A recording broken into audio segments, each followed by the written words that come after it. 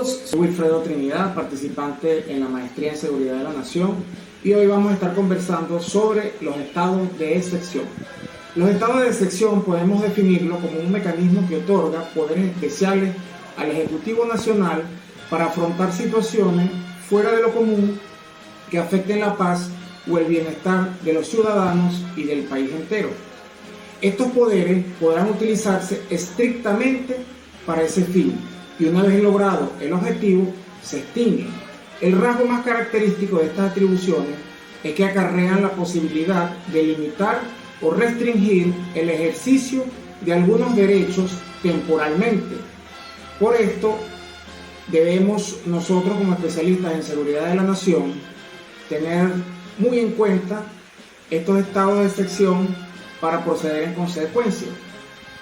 Ahora bien, hay que resaltar que un Estado democrático se puede plantear la limitación de sus derechos, pero nunca su suspensión, distinción que esta apropiadamente está expresa en la Constitución de la República Bolivariana de Venezuela en su artículo 337, cuando señala que podrán ser restringidas temporalmente las garantías consagradas en dicha Constitución.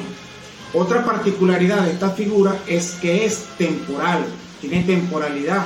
Vale recordar que anteriormente en la Constitución de 1961 esta figura se venía utilizando inapropiadamente. Así, por ejemplo, tenemos la suspensión de los derechos económicos que estuvo vigente desde 1961 hasta 1991 y que convirtió una medida excepcional como una normalidad, lo que supone que es una obvia perversión del ordenamiento jurídico. Por ello, no se tiene un buen recuerdo de esos estados de excepción que se trastocaron y fueron desnaturalizados en su objetivo y que sirvió como instrumento para realizar abusos y cometer tropelías. De ahí que, para contrarrestar y prevenir estos vicios, la Constitución de 1999 incluye una serie de procedimientos para limitar el ejercicio exorbitante del poder que es propio de los estados de excepción. Los estados de excepción no son algo bueno en sí mismos, pues indican la limitación de un derecho, sino más bien son un sacrificio que la sociedad acepta como un interés general, de modo tal que estos deben estar regularizados para que causen el menor impacto posible. En una democracia participa y protagónica como la venezolana, el ejercicio pleno de los derechos es una democracia. Por eso, en la Constitución anterior de 1961 se permitía que estos estados fueran indefinidos, los estados de excepción. Y actualmente estos son temporales, tienen hasta 90 días prorrogables, pero sin ser amplios en el tiempo, poniéndoles un límite que no afecte el normal funcionamiento y la puesta en práctica de la democracia. Así pues, el decreto original como su eventual prórroga deben ser aprobados por la Asamblea Nacional y por la Sala Constitucional del Tribunal Supremo de Justicia. Otra novedad que presenta la Constitución bolivariana es que ahora son más los derechos que no pueden ser restringidos por un estado de excepción, como el derecho a la vida, a la integridad física y psicológica, al reconocimiento de la personalidad jurídica, el debido proceso, artículo 21 constitucional, la información, la libertad de conciencia y la religión, la familia y los derechos de niñas, niños y adolescentes, entre otros tantos. La Constitución, el decreto de estado de excepción debe cumplir con una serie de requisitos. El más importante es que responsabiliza específicamente al presidente de la República de establecer claramente cuáles son las limitaciones que se impondrán a determinados derechos durante la vigencia del estado de excepción, buscando garantizar que la población afectada esté enterada de las nuevas reglas a las que debe adecuarse desde el comienzo. Es muy importante que se evite que funcionarios inescrupulosos establezcan o determinen de forma arbitraria las limitaciones a los derechos durante la vigencia del decreto. Por eso, estas normas claras que nos dicta nuestra Carta Magna guían de manera razonable estos procedimientos para ponerlos en práctica. La Constitución no solo regula de forma rigurosa lo relativo a los estados de excepción, sino que introduce dos elementos nuevos a la hora de aplicarlos. La primera, la proporcionalidad, y la segunda, la temporalidad.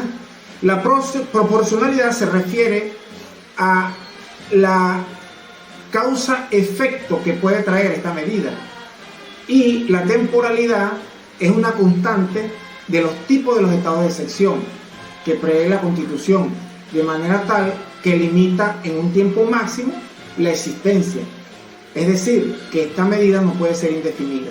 La Constitución prefiere fijar límites al poder en tiempos extraordinarios, para que estos tiempos extraordinarios no sirvan de excusa para desconocer derechos. Esto lo dicta el artículo 338 de la Constitución de la República Bolivariana de Venezuela.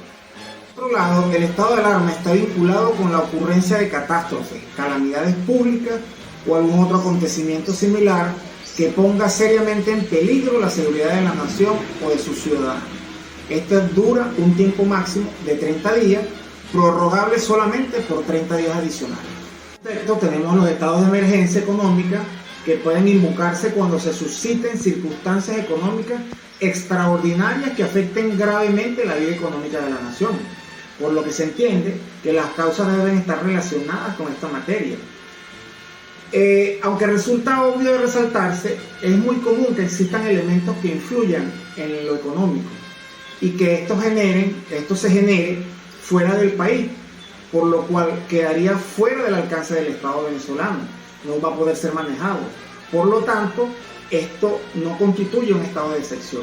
Los estados de excepción en este tipo económico tienen un periodo máximo de 60 días, prorrogables por 60 días adicionales solamente. Los estados de conmoción interior y el de conmoción exterior son tipos diferentes.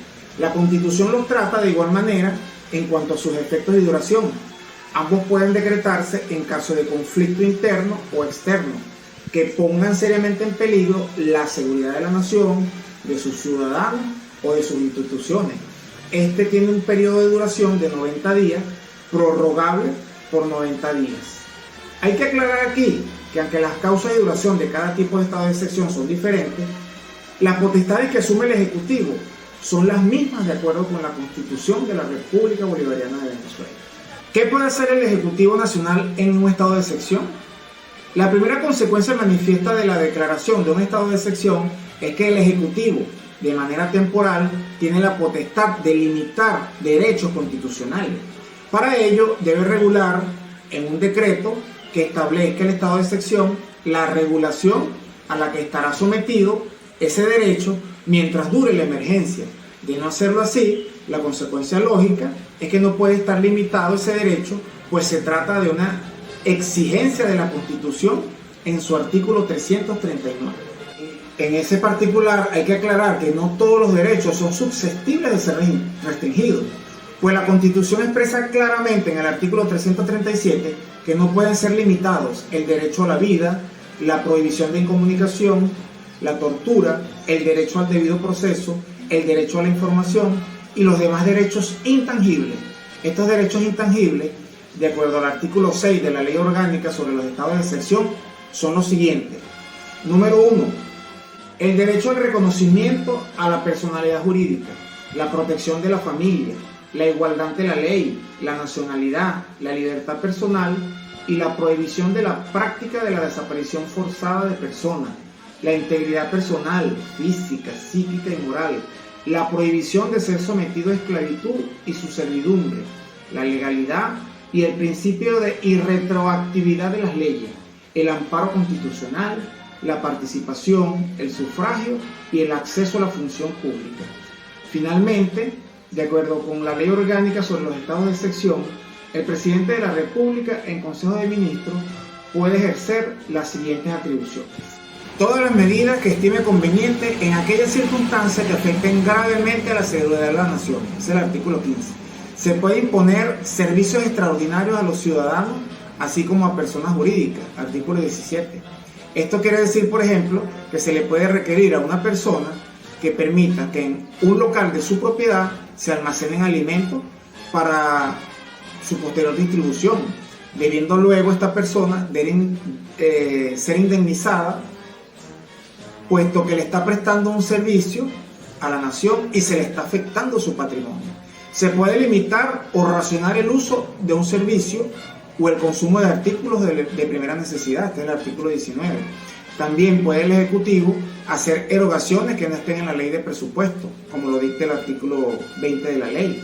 La excepción también implica la suspensión temporal de aquellas leyes que entren en colisión con las medidas tomadas en el decreto de excepción, artículo 21.